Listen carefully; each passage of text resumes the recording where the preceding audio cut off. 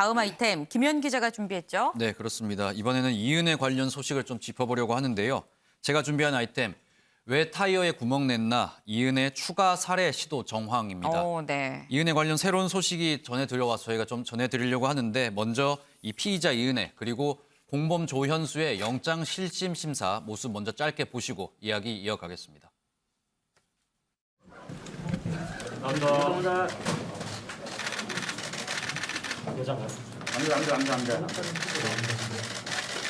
계획적 살인 인정하십니까? 고인과 유가족들에게 미안하지 않으세요?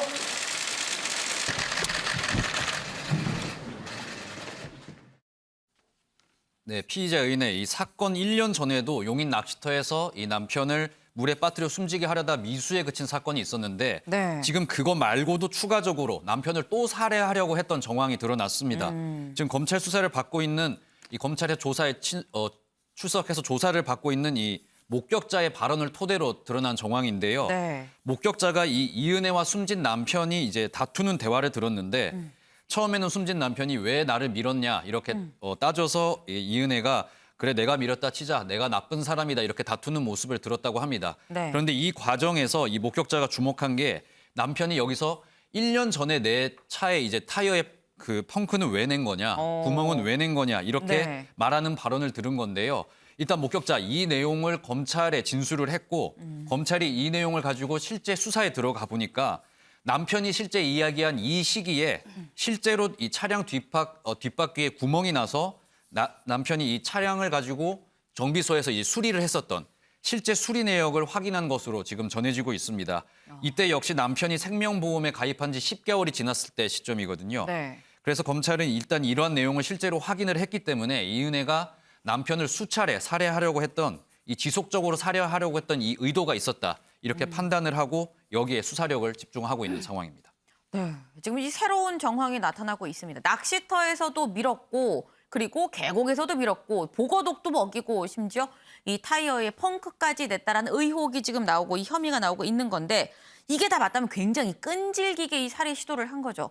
맞다고 하면 이 형량이 어마어마할 것 같은데 그런데 김영 기자.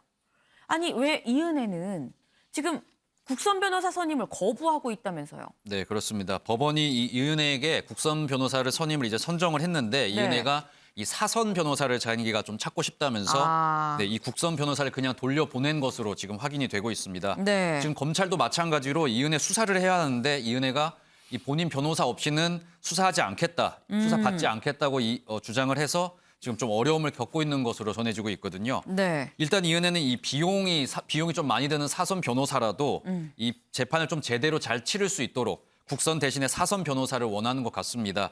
법조계 관계자들은 이은혜의 이런 의도를 좀 추정을 해보면 네. 아무래도 이게 형사 사건인 만큼 검찰이나 경찰 경력이 있는 변호사를 원하는 것 같고 이런 변호사를 좀 선임을 해서 이 전관 예우 등에 좀 보이지 않는 영향을 좀 원하는 거 아닌가 이런 해석을 내놓고 있는 상황입니다. 그렇군요. 아니 근데 계속 사선 변호사가 안 구해지면 어떻게 되는 거예요?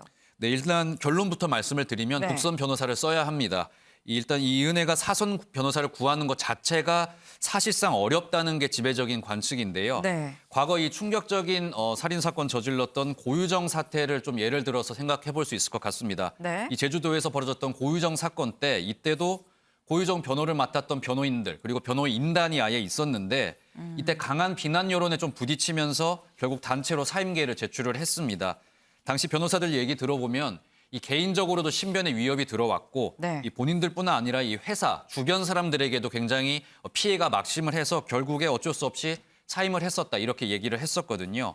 이번 고유정 사건과 마찬가지로 이번 이은혜 사건 같은 경우에도 이 사선 변호사 사실상 구하기 어려울 것으로 보이고 사실 이 고유정 때도 결국 그래서 국선 변호사를 선임을 했었습니다. 그쵸. 우리나라 이 형사소송법에 보면은 구속이 됐거나 이 3년 이상의 형으로 기소를 당했을 때는 네. 변호사가 무조건 재판은 있어야 한다. 이렇게 법에 표기가 되어 있기 때문에 네. 변호인을 못 구할 경우에는 법원이 강제로 변호인을 붙여주거든요. 네. 아마 이은혜도 이와 같은 전철을 밟지 않을까 이런 게 이제 법조계의 지배적인 관측입니다. 김성환 위원님, 짧게 여쭤볼게요. 역으로 생각을 해보면 지금 사선 변호사를 구한다는데 무슨 돈이 있어서 또 사선 변호사를 구하나 하는 생각이 들기도 합니다. 근데 돈 액수가 잘 안 맞아요. 제가 볼 때는 남편한테 뭐 퇴직금이다 뭐다 이렇게 받아갔던 돈 액수로 보면 네네. 지금까지 도피 자금도 필요했을 거고 그렇죠. 그럼 돈이 꽤 많이 들었을 가능성이 있고요. 보험금은 타지도 못했잖아요. 네네. 그러니까 돈이 어디서 나서 지금 사전 변호인을 구하겠다고 얘기하나 네. 그것도 좀 의문이고요. 하나의 구실로 얘기하는 거 아닌가 이런 생각도 드는데 왜냐하면 지금 이제 증거가 별로 없기 때문에 논리만 잘 만들면 빠져나갈 수 있을 거다 이런 믿음도 갖고 있을 수 있을 것 같아요. 근데 국선 변호인이 그렇게 해줄 것 같지 않으니까 네. 사선 변호인을 어떻게 해서든 써서 내가 이 혐의에서 좀 벗어나겠다 이런 생각이 강한 거 아닌가 싶어요. 네. 어떻게든 사선 변호사를 써서 좀 빠져나가겠다라는 의도가 엿보이는 대목이라고 말씀을 주셨습니다.